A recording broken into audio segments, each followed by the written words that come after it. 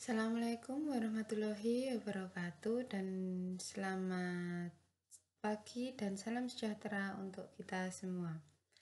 Dear rekan-rekan mahasiswa semuanya, sebelum kita mulai perkuliahan hari ini, marilah kita berdoa sesuai dengan agama dan keyakinan masing-masing. Berdoa, saya persilahkan.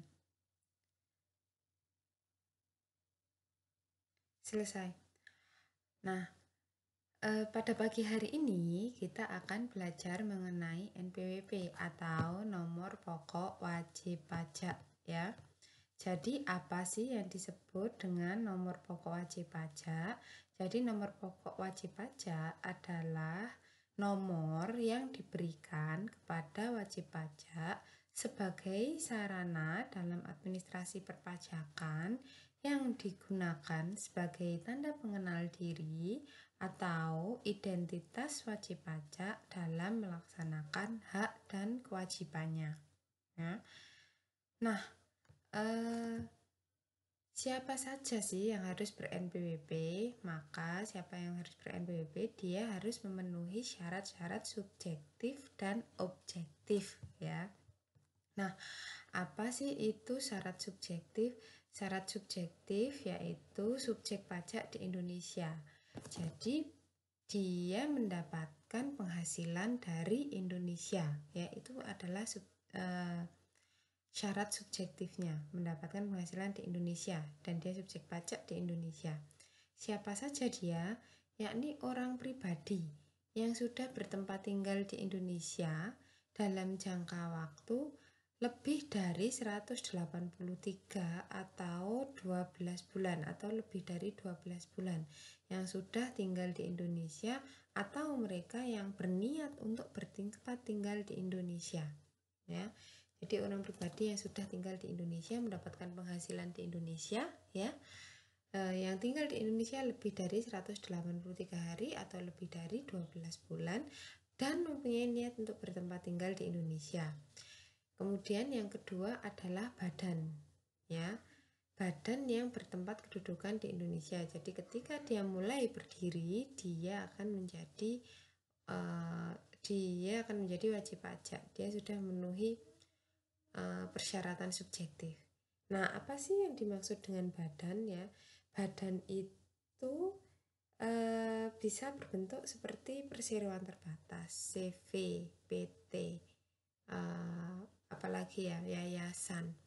Itu bisa disebut sebagai badan ya. Jadi di pajak itu dikenal sebagai badan. Kemudian adalah warisan ya. Warisan yang belum terbagi, yang masih menjadi satu kesatuan, itu adalah subjek pajak juga ya. Kemudian juga ada subjek pajak luar negeri ya. Kok ada sih subjek pajak luar negeri? Ada ya. Jadi mereka adalah orang-orang yang tidak bertempat tinggal di Indonesia ya.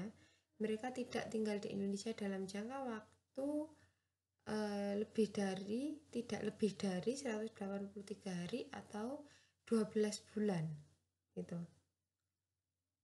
Nah, tetapi mereka mendapatkan penghasilan di Indonesia. Contohnya apa?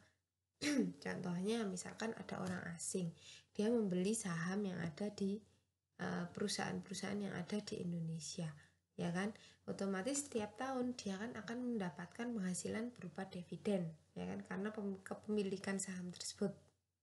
Nah, karena dia mendapatkan penghasilan dari Indonesia, maka orang tersebut merupakan subjek pajak luar negeri yang ada di Indonesia.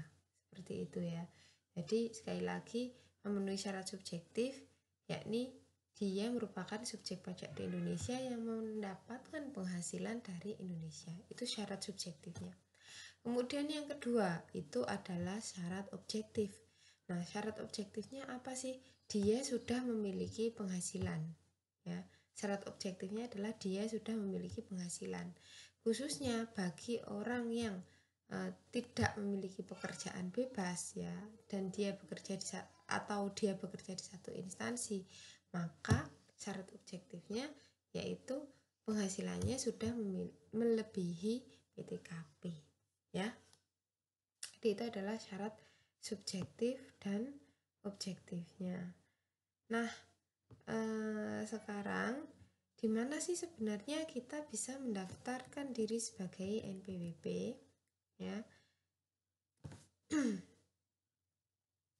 Jadi untuk mendaftarkan NPWP itu bisa di tempat kedudukan ya, tempat tinggal ataupun di tempat kegiatan usaha. Maksudnya gimana nih tempat tinggal atau tempat kedudukan? Jadi gini saudara-saudara, masing-masing kota di Indonesia ini minimal sudah ada yang namanya kantor pelayanan pajaknya ya. Jadi kalau misalkan saya saat ini bekerja di Malang ya, Malang dianggap sebagai tempat kedudukan saya. Kalau misalkan saya mau membuat NPWP di Malang ya diperbolehkan gitu. Kemudian yang kedua, tempat tinggal. Artinya gimana? Nah, misalkan lagi saya bekerja di Malang, tetapi KTP saya masih tercatat sebagai warga Kota Nganjuk. Ya, seperti itu. Ada yang tahu Kota Nganjuk? Ya, Kota Nganjuk itu juga ada di Jawa Timur ya. Jadi kalau misalkan saudara dari arah Surabaya atau Malang mau ke